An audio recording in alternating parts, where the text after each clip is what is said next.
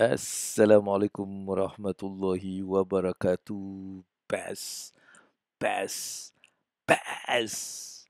Apa khabar? Salam Jumaat barakah kepada semua. Alright, hari ini hari Jumaat pastinya hari yang penuh dengan kebaikan, penuh dengan rahmat Allah Subhanahu Wa Taala dan dengan limpah dan kurnianya dapat kita bersama pada hari ini, hari Jumaat untuk kita lebih kurang dalam setengah jam untuk kita berkongsi, kita bercerita, kita bertukar pendapat insya-Allah dalam apa ni, dalam sesi segmen Ilmu Wang Dunia Akhirat bersama dengan Abang Abu. Setengah jam, alright, setengah jam saja untuk kita inilah dapat uh, dapat sedikit sebanyak ilmu dan juga kita bercerita sikit. Jadi hari ini apa khabar? Pastinya di tempat anda macam mana? Okey tak? Kita beri kita tepukan lah. Salam dan selawat. Alright, kita bagi tepukan. Moga-moga hari ini akan menjadi hari yang lebih baik daripada semalam dalam segala aspek kehidupan kita. Salam dan selawat ke atas junjungan besar Nabi Muhammad sallallahu alaihi wasallam. Allahumma salli ala sayyidina Muhammad wa ala ali sayyidina wa maulana Muhammad. Dan hari ini insya-Allah kita akan berkongsi.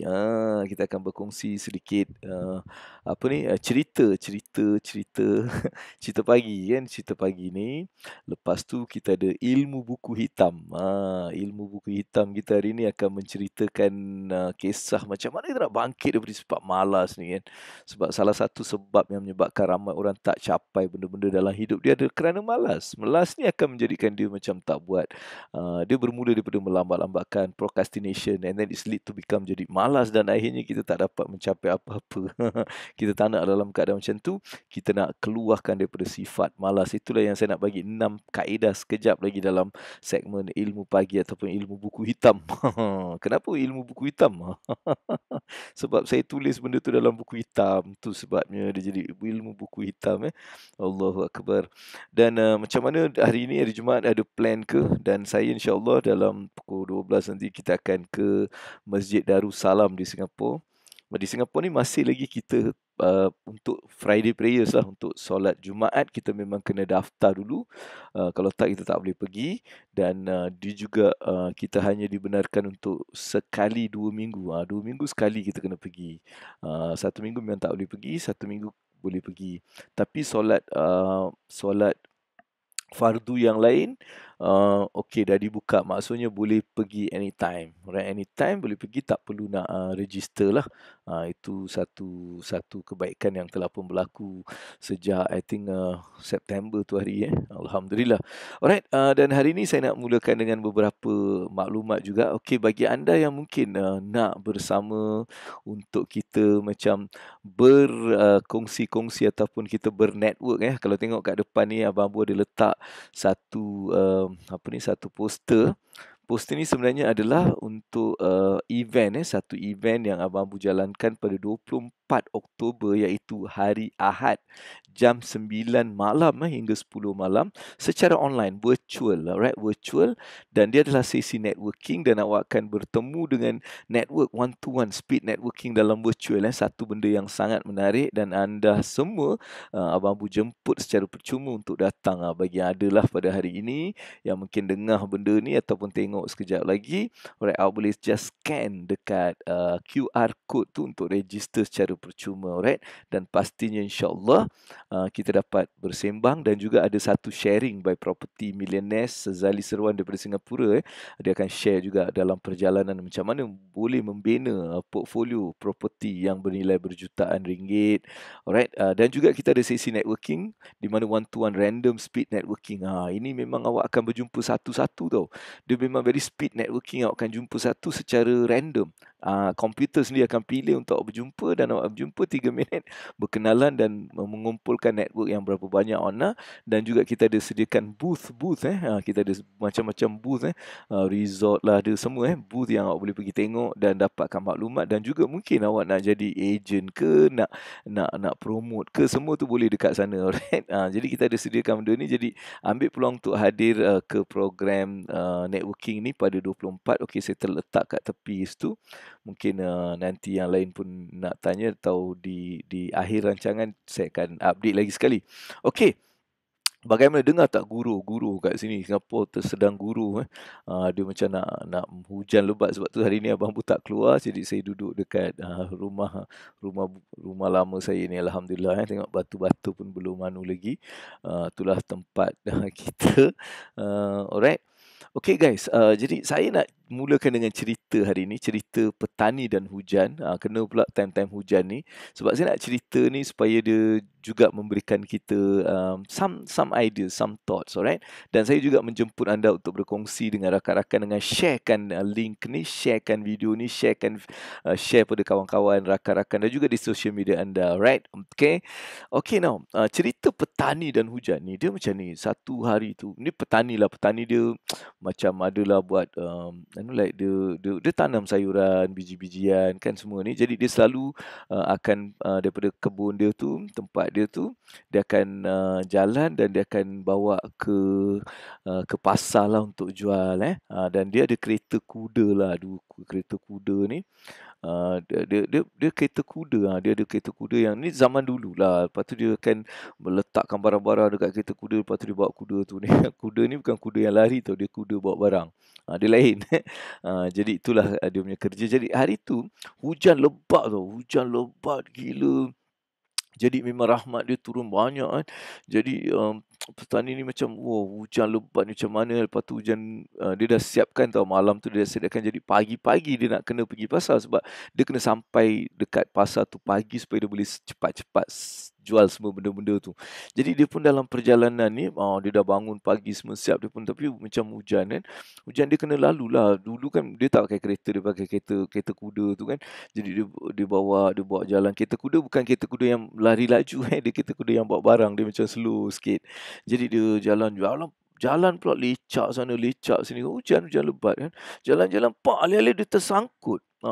Kan kereta kuda dia bawa, dia tak nampak kan dalam lecak tu lubang. So kereta kuda tu dia bawa, dia jatuh dalam lubang tu. Satu tayar dia kat belakang tu, tayar kayu tu kan dia sangkut.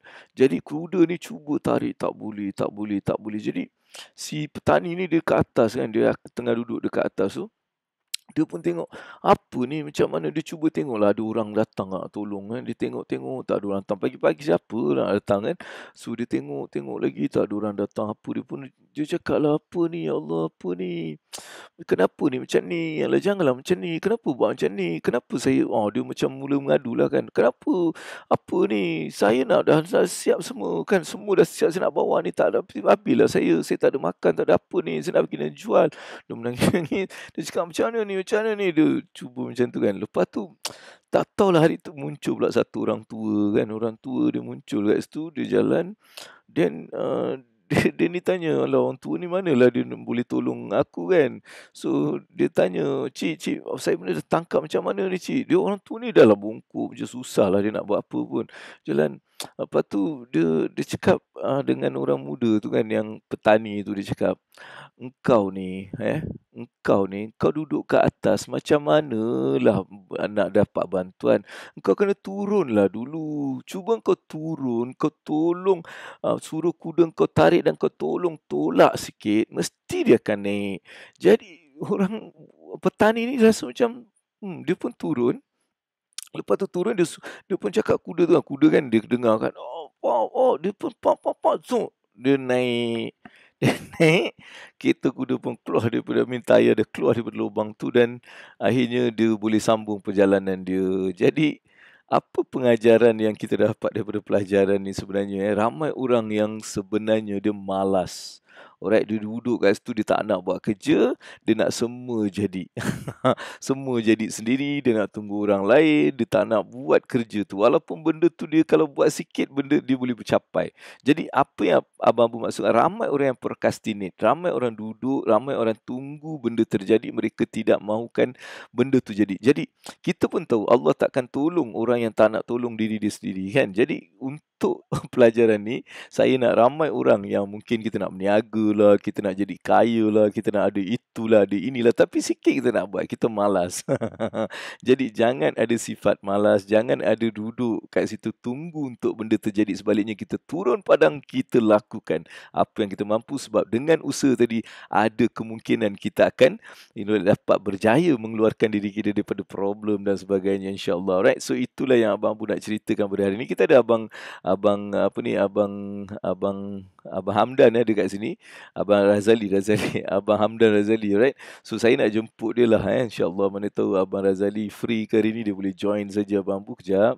Saya cari mana dia. Okey dia. Sebab ni lain sikit. Saya kena jemput dia dalam benda lain. Saya ni buat macam-macam bang. Saya macam-macam. Abang nak join atas ni sekejap Saya cari kat sini untuk dia join atas kita. Okey. Live demo. Bukan. Ada ni. Interview. Sekejap.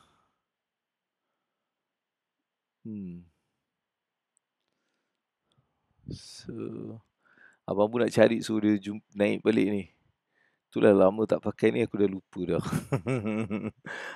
Dia sebenarnya ada satu link untuk okey. Right. Okey, kita nak add guest ni.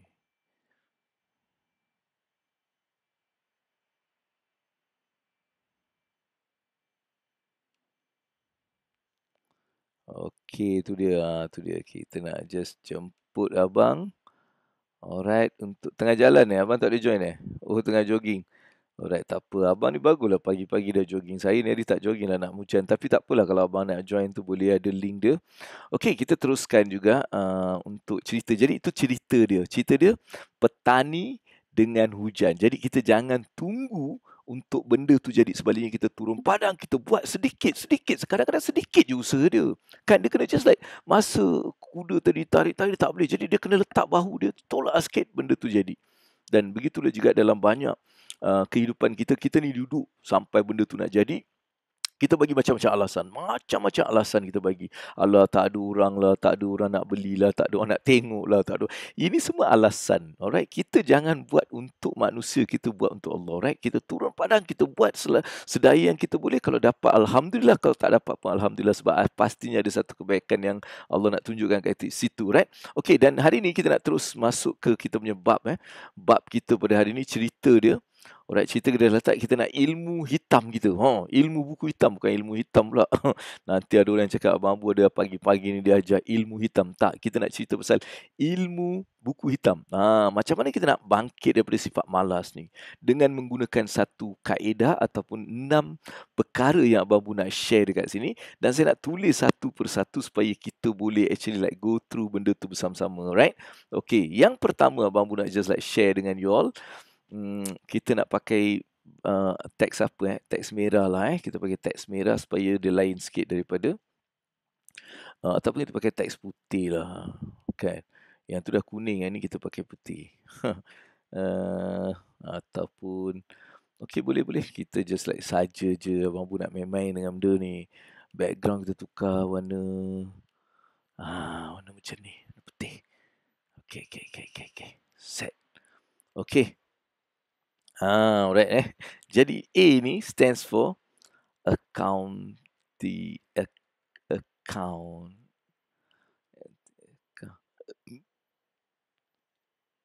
Okey ni. Ini salah satu benda yang abang Bu sendiri gunakan.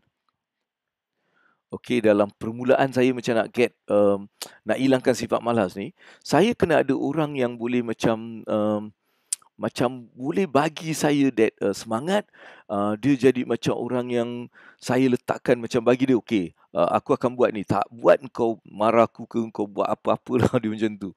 Kan, maksudnya kita bagi satu accountability kepada partner kita untuk memastikan kita buat kerja kita. Sebab tu kadang-kadang siapa yang boleh jadi accountability partner kita. Contohnya kalau kita kat rumah kita, mungkin adik-beradik ataupun suami isteri pun boleh tahu. Tapi biasanya suami isteri tu macam ada lain sikit lah. Tapi orang yang mungkin adik-beradik kan, itu satu accountability partner yang boleh bagi tahu kita, kau tak buat ni, better kau buat dah macam tu. Kau cakap nak buat macam, ataupun tempat orang yang kita nak report, kan. Mungkin kawan-kawan yang pergi kerusi sama-sama dengan kita. Kita boleh pilih satu orang yang menjadi accountability untuk kita buat benda yang patutnya kita buat. Ataupun kalau kita macam lebih nak professional sikit, boleh dapatkan coach. Coach ni seorang yang boleh macam dia akan jadi awak ni accountability tau. Maksudnya dia ni jaga dan dia bertanggungjawab atas apa yang kita buat tak buat tu, dia akan tegur kita. Jadi perlu ada orang-orang macam ni supaya kita ni sentiasa dalam keadaan yang disedahkan. Manusia ni kadang-kadang lupa dan tak sedar-sedar kan. Jadi kita kena ada orang yang sedarkan kita, kau tak buat benda tu, kau tak buat benda tu kan. Jadi ini yang pada permulaan dalam hidup saya pun, especially bila saya first buat macam-macam, saya rasa macam saya overwhelmed tau. Saya buat banyak benda dan saya tak dapat macam nak fokuskan pada benda-benda ni. Jadi saya nampak macam sibuk tapi saya tak dapat menyelesaikan banyak benda. Jadi apa saya buat? Saya pergi satu kursus ni dengan satu ramai, tapi saya jumpa berada ni dalam kursus tu dan akhirnya kita macam dapat some chemistry kat situ dan kita jadi satu kawan yang baik tau. Dan dalam permulaan tu kita just jadi rakan untuk mengingatkan, kau tak buat ni dah. Dia macam saya kena hantar setiap petang tu, saya kena hantar kan. Saya dah buat ni, saya dah buat ni, saya dah buat ni kan. Jadi dia hantar balik. Saya jadi accountability partner dia pula. Alright. Kita akan bagi tahu, yang ni kau kena cepat habiskan. Dia macam tu. Kan, that is very very powerful untuk saya, untuk mengubah saya punya sikap yang malas, suka menangguh tu. At least saya macam terpaksa buat sampai benda tu jadi habit.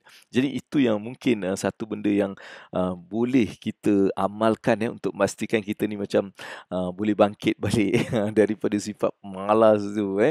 Itu yang first. Kedua, saya juga rasa C ni, action. Kita nak cerita pasal action ni. C ni dia macam commit tu. Dia macam ni tau.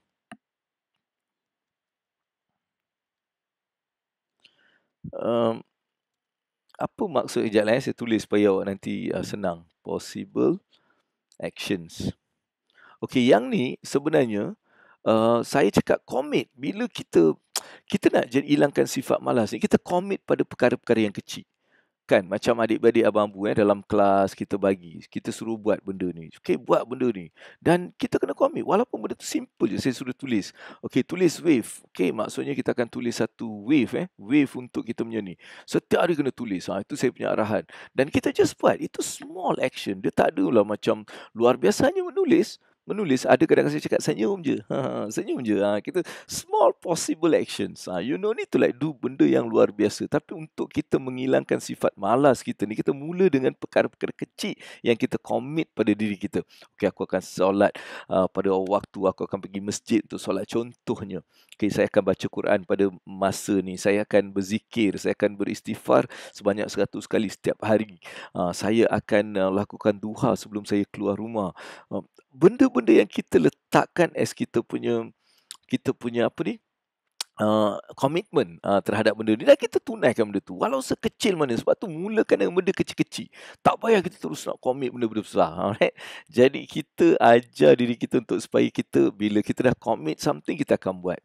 Itu juga cara yang sebenarnya abang-abu sendiri lakukan secara kecil tau. Sikit. Lepas tu tengok saya sekarang dah banyak benda yang saya akan buat. Kan dulu saya tak boleh buat sebab lepas subuh saya akan relax, saya akan lepak sekejap, saya akan tertidur, nanti pukul 7, 8, setengah macam tu saya bangun, lepas tu saya buat kerja. Tapi sekarang saya mula ubah tau. Saya bangun pagi, saya cakap first kali aku kena bangun sebelum subuh. Maksudnya aku kena solat witir, aku kena tahajud. 2, dan lepas tu subuh. Sebelum subuh tu aku duduk, aku kena berzikir. Dan aku kena buat astagfirullah tu 1000 kali. 100 kali dulu first. Alright, lepas tu saya akan duduk sampai tunggu azan. Lepas azan, nampak? Saya mula ubah tu. Sikit-sikit je. Lepas azan, alright, saya cakap, lah. Tapi lepas tu kan, lepas azan saya nak macam baca Quran. Kan saya akan baca Quran, saya akan fahamkan, saya akan baca dia punya apa maksud dia, saya bertadabbur lah kan kat situ.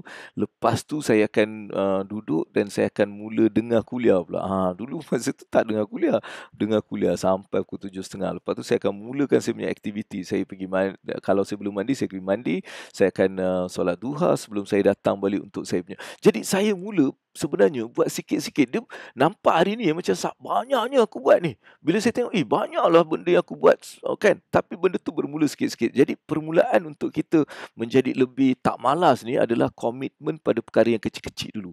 Sikit-sikit dulu kita komit dan kita jadikan dia konsisten sampai dia dah jadi habit. Dan bila kita tambah yang lagi satu, kita tak berat, kita tak nampak berat.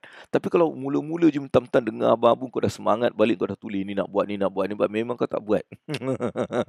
Jadi buat benda satu kecil dulu. Ambil satu benda, buat, jadikan dia macam habit kita, dan tambah dengan satu lagi, dan tambah dengan satu lagi. Mungkin lepas bulan tambah lagi satu. Jadi bila buat macam tu kan, awak akan nampak macam dia tak rasa macam awak sedang menambahkan banyak benda, tapi sebenarnya awak buat banyak benda. Itu saya punya turning point bila saya tahu sebenarnya kalau kita nak jadikan benda tu sebagai satu benda yang mudah, kita kena buat benda kecil dan kita tambahkan.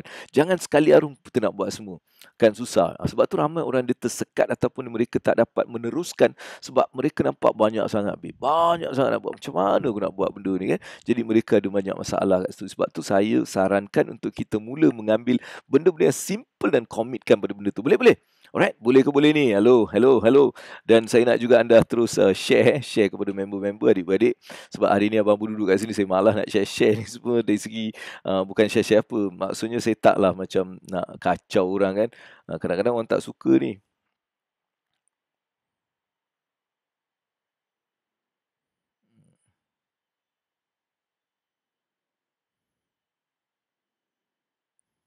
Okey.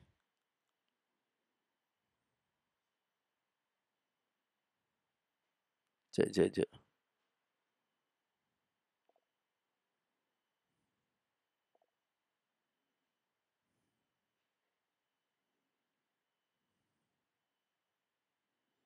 Ada call ni sikit.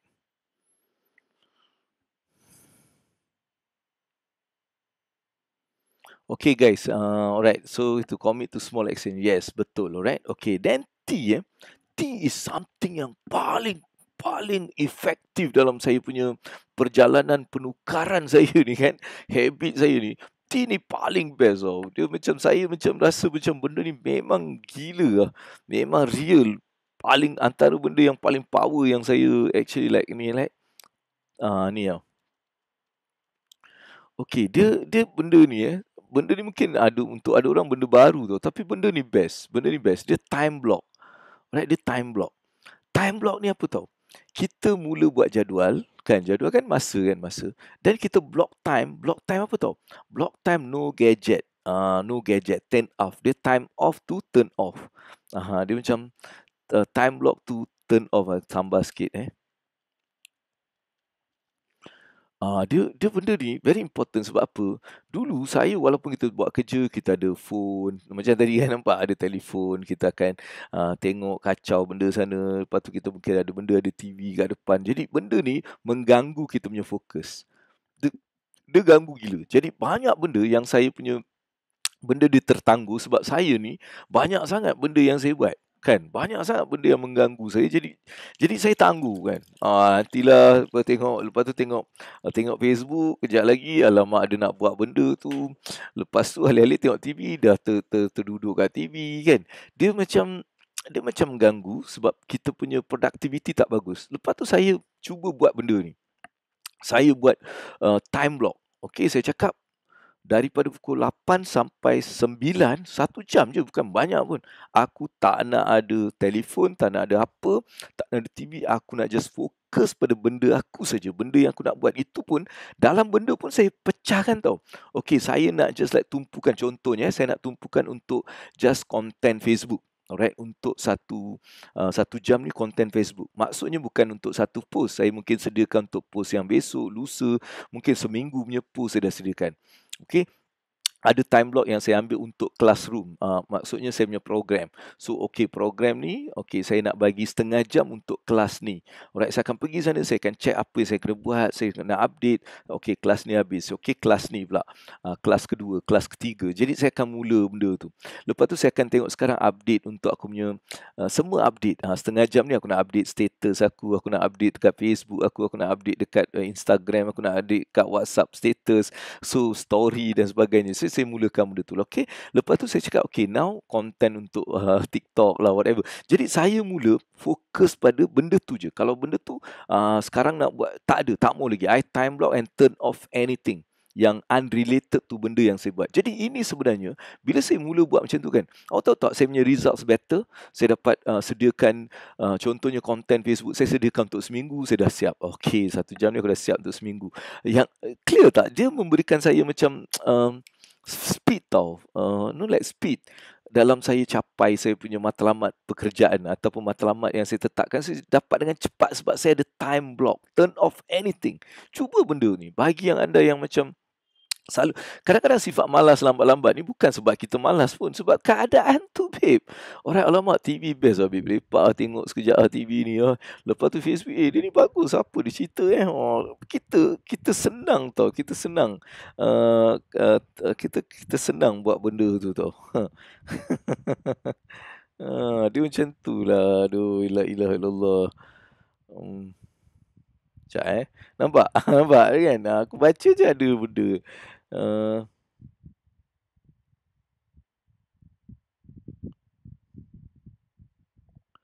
uh,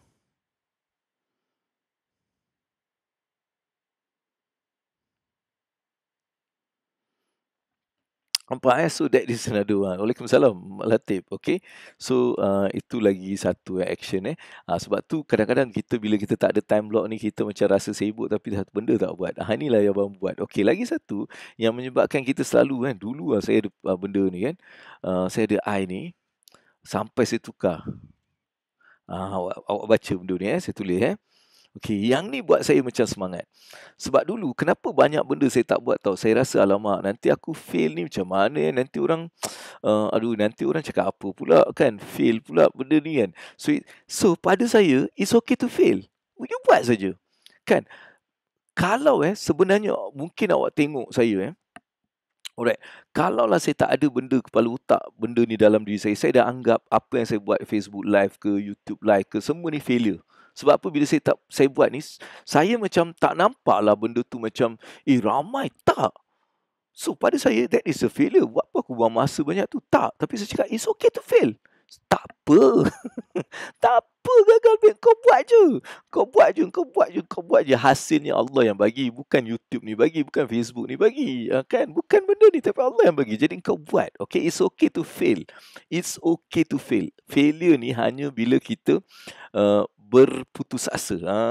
Kan? Failure tu sebenarnya berputus asa. Tapi dalam bentuk kita tewas kejap ni, orang tak tengok ni, doesn't matter. You just like it. It's okay.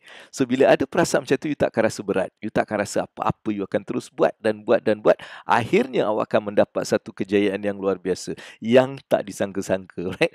Terus dan yakin pada Allah, terus buat. Alright, it's okay to fail. Kalau kita gagal dalam benda yang kita buat tu, itu bukan gagal. Alright, itu hanyalah satu pelajaran yang kita belajar. Satu benda yang kita mula dapat. Okay, satu ilmu baru yang kita belajar. Kan? Kita teruskan. Kegagalan bermaksud bila kita putus asa. Kita putus asa, kita tak nak buat lagi. Itu maksud kegagalan yang sebenar. Jadi, pastikan, right, kita terus buat benda ni. Sebab sifat malas ni mengganggu. Alright, ramai orang malas sebab dia takut gagal. Allah, nanti gagal macam mana, tak payah buat lah kan. Jadi mereka sanggup hidup dalam keadaan macam tu daripada mereka mengambil satu risiko yang boleh mengubah terus kehidupan mereka. Sebab ramai yang hidup comfort zone, dia dalam zon selesa, dia rasa semua ni ada. Tapi zon selesa ni anytime Allah boleh ambil, dia boleh hilang, babe. Zon selesa ni boleh hilang. Right, saya pernah duduk dalam zon selesa yang luar biasa, dia hilang juga. Jadi lepas tu cakap, aku tak boleh lagi nak duduk dalam zon selesa. Alright, siapa yang dah duduk dalam zon selesa ni, dia belum sebenarnya memahami erti kehidupan. Alright. Okay, then, apa tu?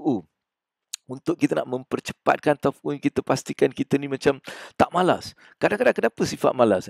Kenapa sifat malas ni datang tau? Sebab O ni, apa tu O? Dia gini okey, jap okey, yang ni sebab apa? Kadang-kadang dulu saya ada tau.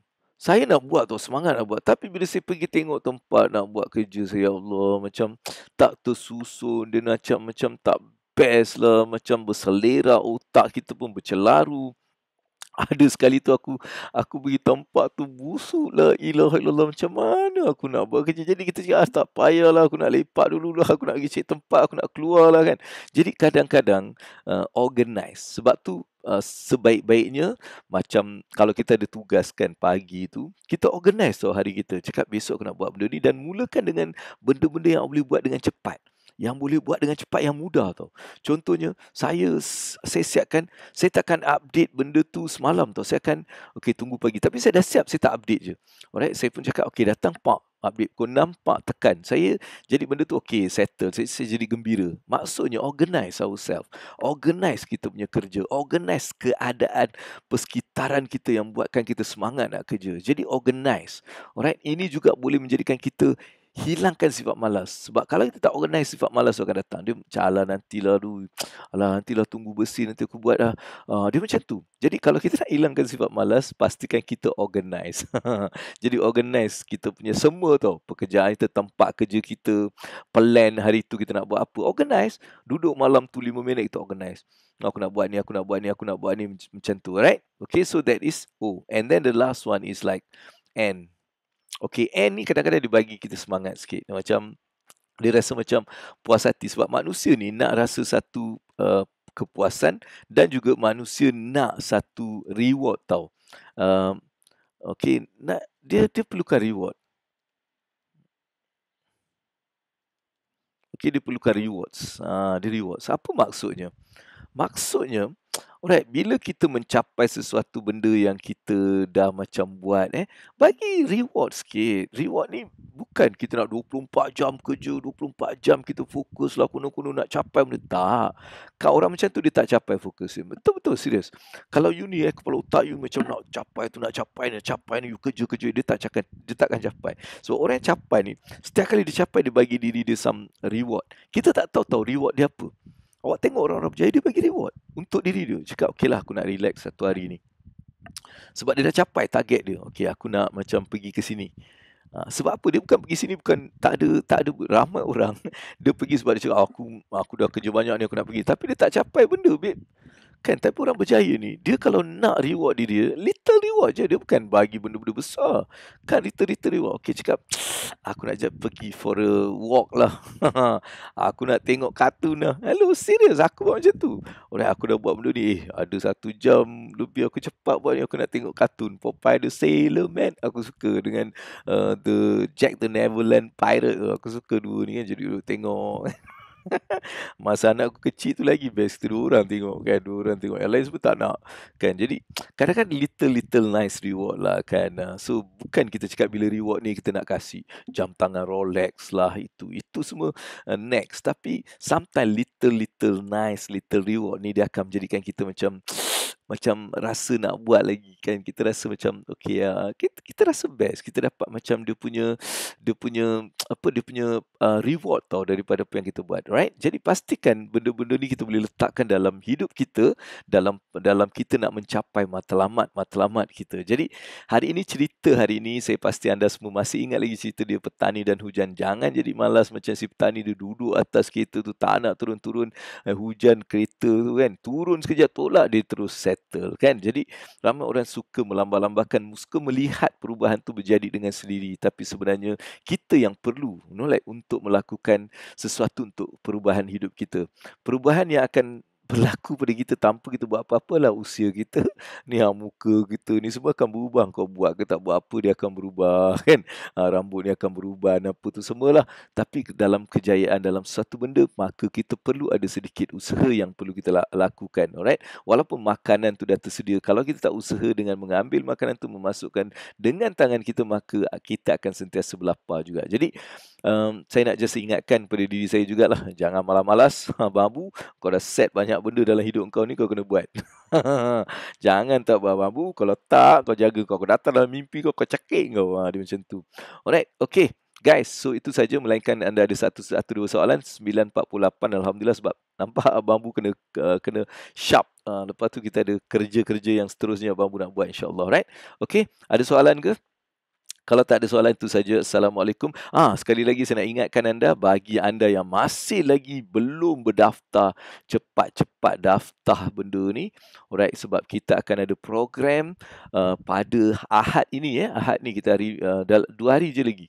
Alright, 2 hari je lagi kita ada program ni. Saya percuma saja, networking, very interesting networking, konsep yang sangat best.